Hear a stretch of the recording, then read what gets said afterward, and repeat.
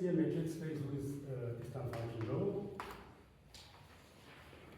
and B be a subset of this round bracket now 0 infinity. So we are choosing a set of positive real numbers, a set B, set of positive real numbers, and then define a graph by x b. Because we are now, you can now do it without me saying it. It's actually not true now. X equal to x. No, this is B now. B is a matrix space. So we're going to use X as a space we're considering. VB. By what? By specifying its vertex set and edge. The vertex set is X. The vertex set is V. The edge set is specified. Edge set is X, undirected graph XY, so that rho, the distance of XY, belongs to this set. Now this looks so easy on ground level.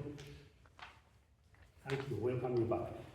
We have said something about the function spaces already, but we are going to say another session is about function spaces, including the sequence spaces.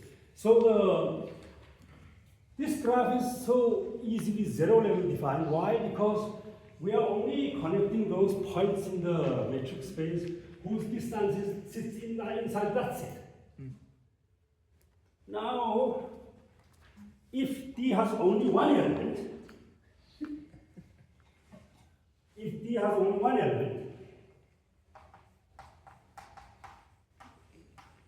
then we can drop the curly bracket.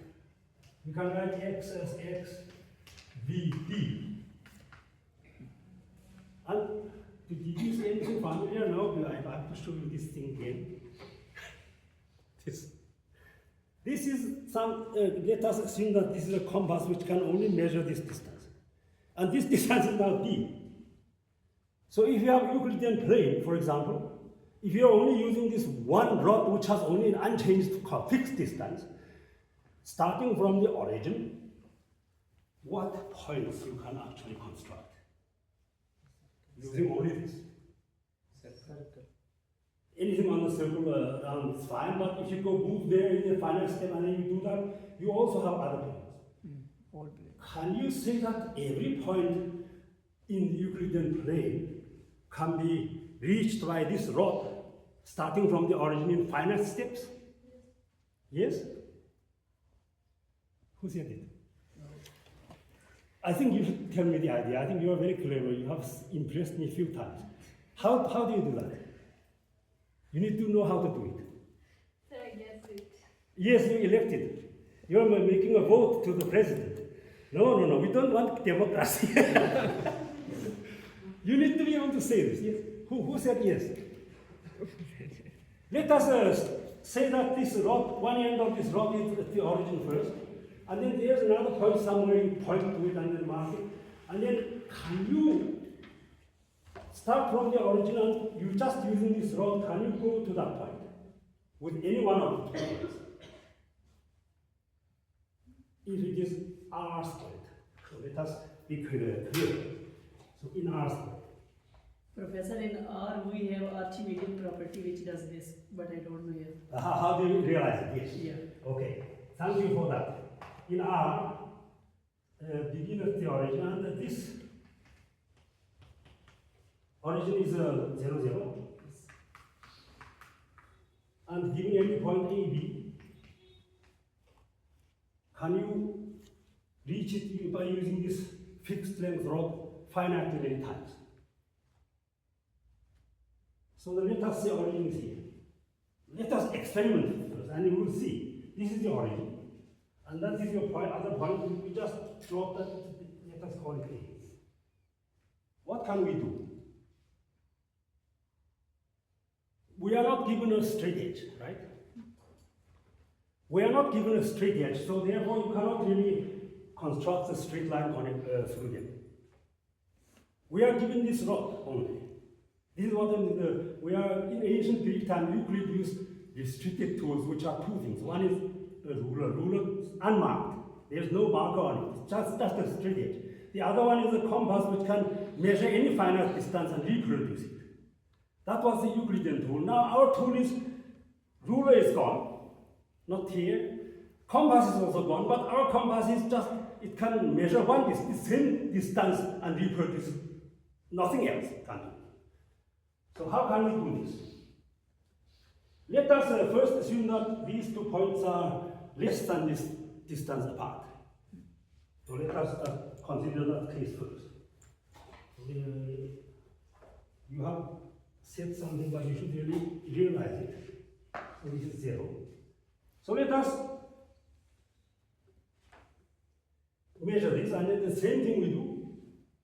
So we do this mark here, and then we do that mark here.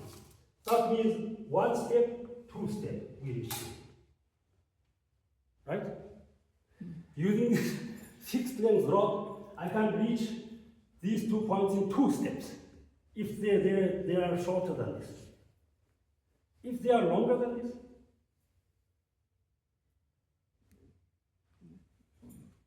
this is convinced, right? Bismillah, did you get convinced of this? We didn't even use the other point. We just mark this arc and then that arc, and the intersection is the point, and that point is the same distance d and d. So we can go from this point to that point in 2 steps using this, if they are close enough. If they are far enough, First we go in finite steps closer to it. it's still finite steps, right? But we need to have something else as well. We need to have a straight edge. Otherwise, as I said, let us consider this. They are far. If this is already digested, I will erase it. These are just very interesting questions. So let us assume that their distance, original distance of a point A from the origin is longer than this. What are we going to do?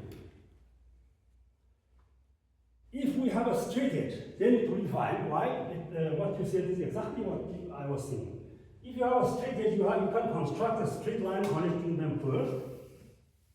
But we don't have a straight edge. Connect this first, and then you start from the origin, and start marking, stepping with this distance, 1, 2, and then we are now, this is shorter than that, so we do the same thing. So from this point to that point, 1, 2, 3, 4 steps. Here we have to assume that we are given, we are ordained by Allah, a straight edge which draw that straight line. If the straight line is not, if the straight edge is not present, what can we do? Can we know that if we are drawing circular arcs? Can we know that this point is the furthest away from here? We don't actually, right? We might actually end up going there and then doing something like that. That's also fine, because if we go to one of these points, this point say, so this distance is no problem. This is D. And then from there we do something like that, and maybe try to go slightly up above, and then we come to this point. And then that point and this point, if it is shorter than this already, and then we do 2 more steps. You get it? Yes. Without a straight edge given, it is possible, but we don't know how we are doing. Because if this was if we went there instead, and if we started from this and then went, it's going to be a great heck of a problem, especially if you're using a computer, right? It will get lost. The computer will get lost, the artificial deep learning intelligence will get lost. Where am I? I don't know which way is that. And you need to tell, oh, you have to turn right, turn left. Human beings must interfere with the deep learning AI. Otherwise, deep learning error will go that direction all the time and then can't come back to this point. The distance is increased all the time. So for human beings, it's fine because we see that it is here. Of course, if you are using coordinate system, it's no problem because you know the coordinate, and then you can draw a straight line by 2-point equation. We don't have the coordinates. We're not assuming it. This where did I get carried away? Now, if you have only one tool, which is a rusty compass. Rusty compass is very misunderstood because if it is rusty, you can put oil on it so that it can melt. We have to just assume that we are given a fixed length d, nothing else. And we're trying to ask ourselves which points of the Euclidean plane can be reached in finite steps. And we are more or less convinced that every point can be reached. Every point can be reached. Now, question is changed. Every time you are not supposed to use points other than those points which have both coordinates rational numbers. So we're looking at in close way. The same question, begin from the origin. Which points can be reached, which points can't be reached in finite state. Let us make ourselves more easy. We can assume that d is equal to 1. So d is equal to 1. It doesn't matter because if d is equal to 1 and we have this length is now agreed by us to be 1. What is it saying? The origin is a point whose both coordinates are rational numbers. So we call a point rational if both coordinates are rational numbers. All four coordinates are rational numbers. Then origin is rational, and then there is another rational number. Let us say, let me give you two rational numbers. Give me example. Okay, we'll try to do whether you can reach it. So this is one rational number, rational point 0, 0. Another rational point is 1/4, 0. Another one rational point is 3/5, 0. 3/5 is larger than 1/4, right? Eh? 12 is 3/5 is larger than 1/4, but it's thrown somewhere here. So it's another point is 3/5, 0. We give only these 2 points, A, B. Can you reach point A from the origin with this rod using finitely many steps? Can you reach 3/5, 0 using finitely many steps using the same rod? Rod length is 1. I think I leave it as exercise question. Yeah, exercise question, okay? No, I'm going to just do it now, so it's not exercise. What's the time now? 3:15. 15 minutes left. Yes. Let us do a little more.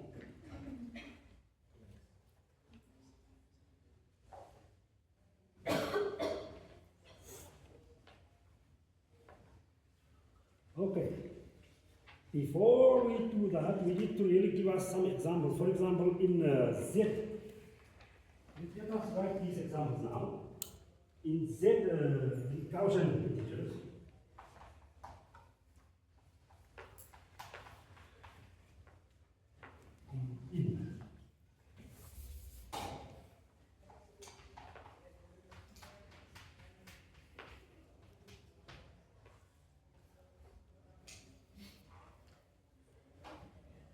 if this is examinable, if t is half or root 2, then the graph is this one, because there is no points in this having distances other than non-negative integers. This is a positive integer, but not a positive number, but not integer. This is even irrational. So then x. Now this is B. So this is your metric space B now. I can't use x or B there now. It's y. And then this x, which is x B. For this metric space, the distance graph is disconnected.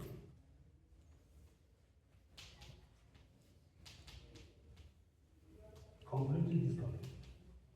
This is one example. The other example,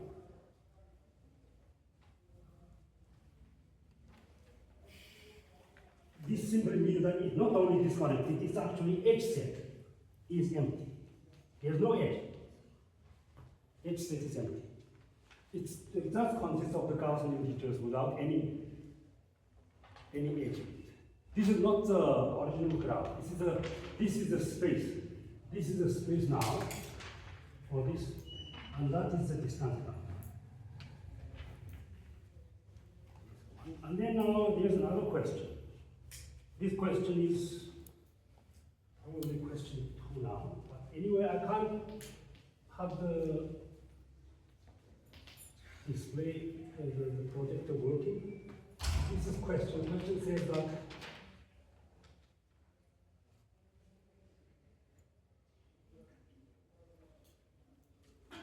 one question says that so let us take B equal to Sn, n-dimensional Riemann sphere. It has an equation. And then we is there suitable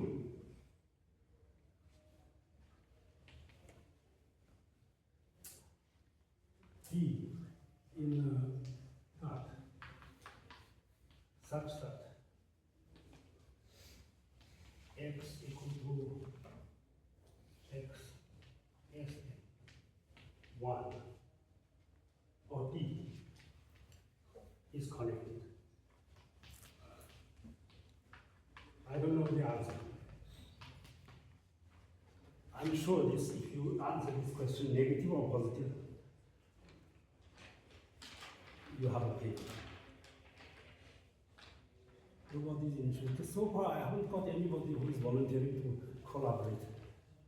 Maybe I have to volunteer now, except maybe Mohammed might be interested. But he's interested more in cryptography, which is the cutting edge frontier technology, so everybody is after that. It's politically correct. How about another question? You know convex polytopes in R3?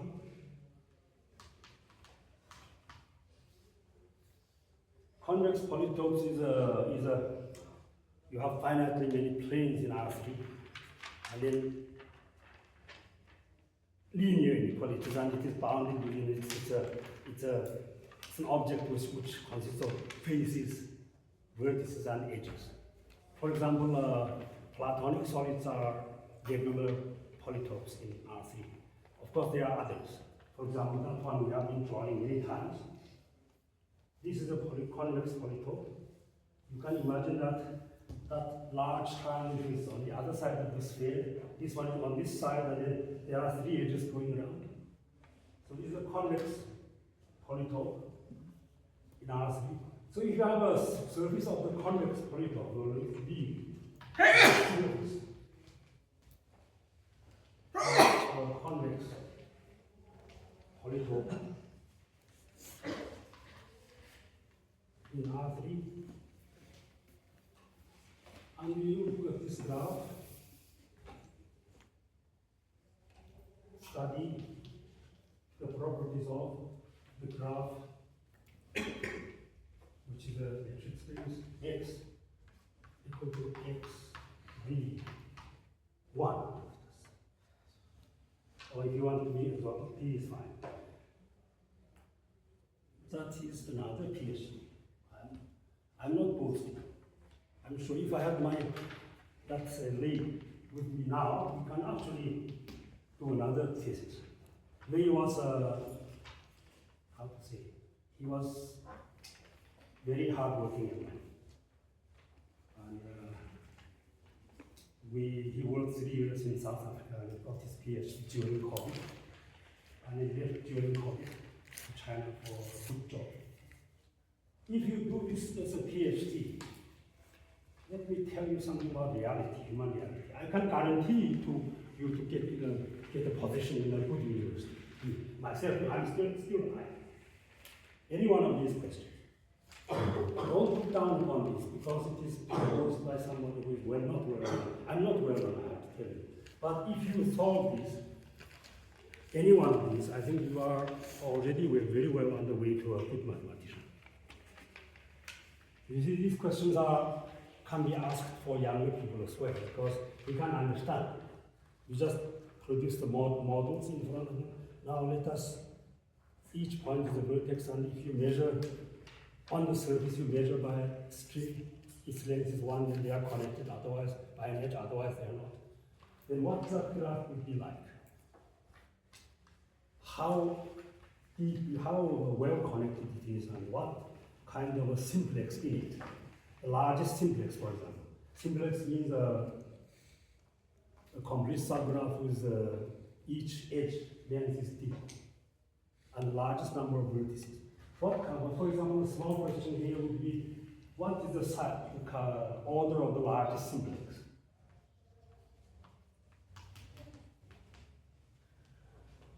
We're going to see some results in the next half of the mini course. Largest simplex.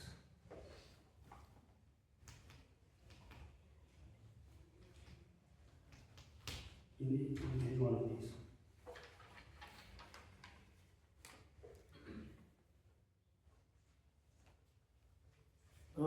I have a definition here of general algebraic variety, which I'm not going to write. You have m polynomial equations. M of them. N is a natural number, and each polynomial expression is equal to 0. And it is inside an n-dimensional real Euclidean space. So it has n variables. And that object, subset of the Euclidean space, is called real affine variety. Real affine variety. Now we saw already several affine varieties. One of them is complex. One of them is called elliptic curve.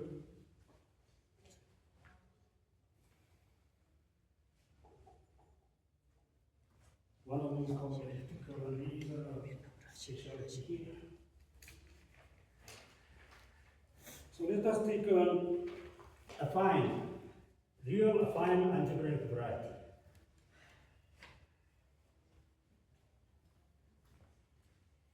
V, real affine algebraic, which means that they have coordinates in some Euclidean space. Variety. Then in this variety, you can intersect the variety with, suppose that it is in R. So you can intersect this V with Qn.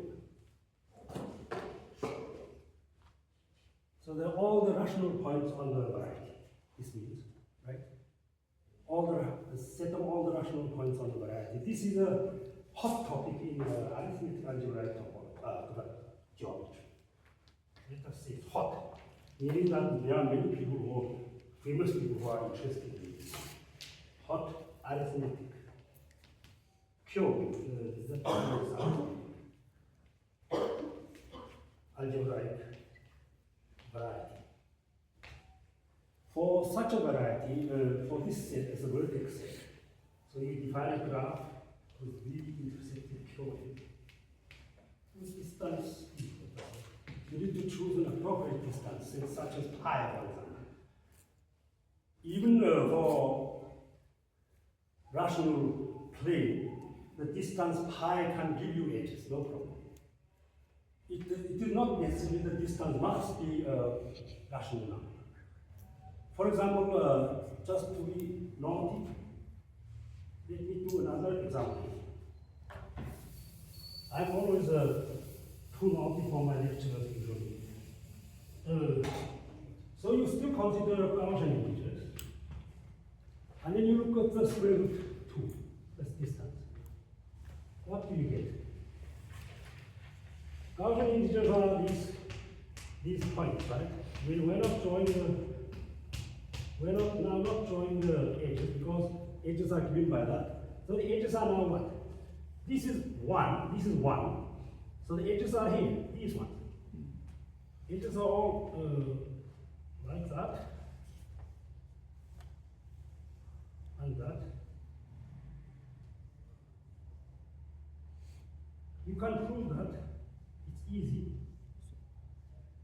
This graph is isomorphic to x z squared 1. The original because if you look at it, turn it 45 degrees, although every edge is now of length given by length root 2, but you get the square root. Oh, 2 copies of this, I'm so sorry, because one of them comes up, the other one, 2 copies of this. You can prove this. And what was I trying to say here? Now, if you look at the real affine algebraic variety, and then you look at the intersection with Qn, then in this graph, all sorts of things can happen. You will be seeing enough examples in this course to the end, because I'm going to work through in detail some of the things which we have done recently. So in this one, you can probably have edges, edge set is all empty, the empty set. Or you have infinitely many connected components. Or you can have a graph which is highly connected, the space is highly connected. But nevertheless, in this graph, if you can identify the size of the largest simplex, that gives you quite a lot of information, not a lot, but a little bit of information about this graph, or this space. So this is that is one example here. This is for this one. So for algebraic varieties with only one equation connecting a polynomial to 0. The polynomial is a coefficient from real numbers, and the variable, there are n variables in it. Then what will be these graphs like, these matrix spaces like?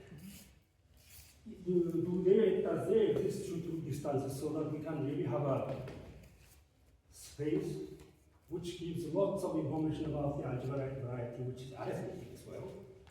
That is what lots of questions here, as I said.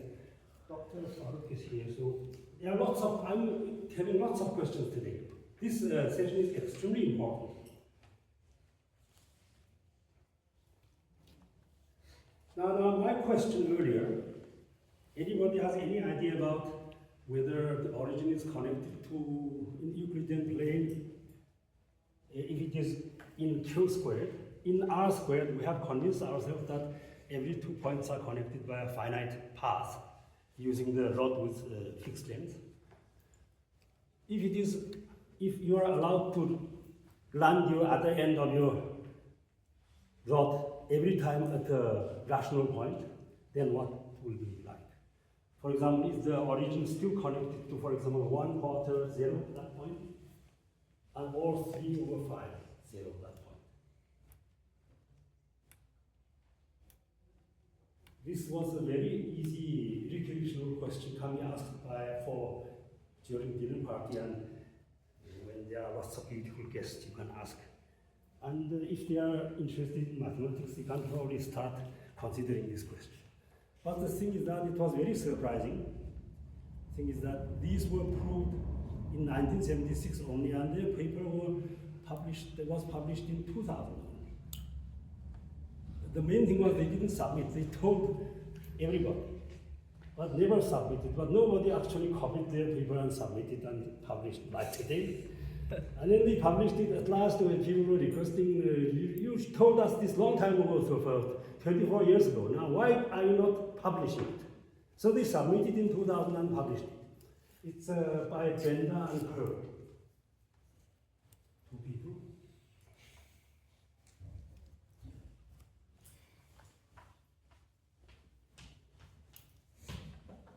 (1976), published in 2000, which is this century, in this century. What they, I'm not going to write it down on the board because I think I have only a short time left. Their main result is this. Origin in the Euclidean plane R squared, if you only use the rational points as midpoint, as the other end of your rod is landing on, then origin is connected to a point which has this form, A1, A2, integers over B. So we are looking at the common denominator for those two rational numbers, the rational coordinates. And not only so, you cannot really further cancel. Origin is connected to this infinite steps if and only if every prime factor of B is 1 mod 4. That means square free. Right? Means square free. Square free? Yeah. No. Every prime, if P divides P is a prime which divides P, then P is congruent to 1 mod 4. Yeah, okay. 1 mod 4. And now we know this. Where is our other point? There's a quarter, 0. That point cannot be reached from origin in finite steps. Why? Because its prime divisor is 2. So if you take 1 over 4 out, this is 1, this is 0. The only prime divisor of B is 2, and 2 is not 1 mod 4. But 3 over 5, 0, can be reached from the origin in finite steps. Because 5 is, if you take 1 over 5 out, this is 3, 0 there. A1 is 3, A2 is 0. 5 is a prime, which is 1 mod 4. You see? Yes. This has lots of connection to algebraic geometry, especially arithmetic algebraic geometry and number theory. So this question is, every point which can be reached from the origin in the rational plane are completely determined. That also gives us a problem, the corollary that the graph which we have start where this is Q squared, this D is any appropriate distance, just 1 let us say, is Q squared 1. This graph has come to be in many components. Because you can see that if this one quarter is not reachable, all these points are pairwise not connected by finite paths. All those points where K goes from a fixed value of all natural numbers. Which means that each of those points is in one component. And between any two components, there is no path. If I say all of this, it looks like it's all graph theory and not interesting. Graph theory are not interesting. But let me ask you a question. When we learned our linear algebra, our lecturers worked carefully through linear independent sets, generating set, and then smallest generating set and largest linear independent set which is in the space. These are called bases. And then if the bases are equal, the number of elements in the bases are equal for two spaces, they are actually isomorphic. There is no distinction between them. Yes. There is no distinction between spaces of dimension m and spaces of dimension n indeed, because they are all complete and their cardinality is C, and that is all we did. Is that right? Yes. Because they all have a basis, and according to that property, it's not different from each other too much. Except that, for example, I asked the question, how many unit vectors are there? On the line there are 2, and then as soon as the dimension is at least 2, then there will be C, the continuum many unit vectors. That can distinguish line from all other vector spaces. But here, the vector spaces are distinguished further because Q2 has infinitely many components. Q1 also has infinitely many. These are vector spaces too. Because it is a pity that in university lectures, the ground field other than real numbers or complex numbers are not really done. I would give lots of exercises for other fields like finite fields and fields between Q and R. This has infinitely many components, and this one has infinitely many components. That also has, and starting from their result has a corollary that starting from Q4 also has, and then starting A is at least 5, then the graphs are all connected. The corollary to the result of Bendern curves. If dimension is at least 5, then we still can't distinguish them, the spaces, except what is dimension is distinguishing them. But for dimension 1, 2, 3, 4, they are very different from other dimensions. If I said this, if you're a good mathematician, you should really say that this is a vital contribution to linear algebra and metric geometry. It's not just a graph theory result. It's a vital contribution to linear algebra and metric geometry because we have more and deeper insights into vector spaces. I think it's time. Yes. Yes. Questions and comments? I agree. Thank you. You are a good assistant.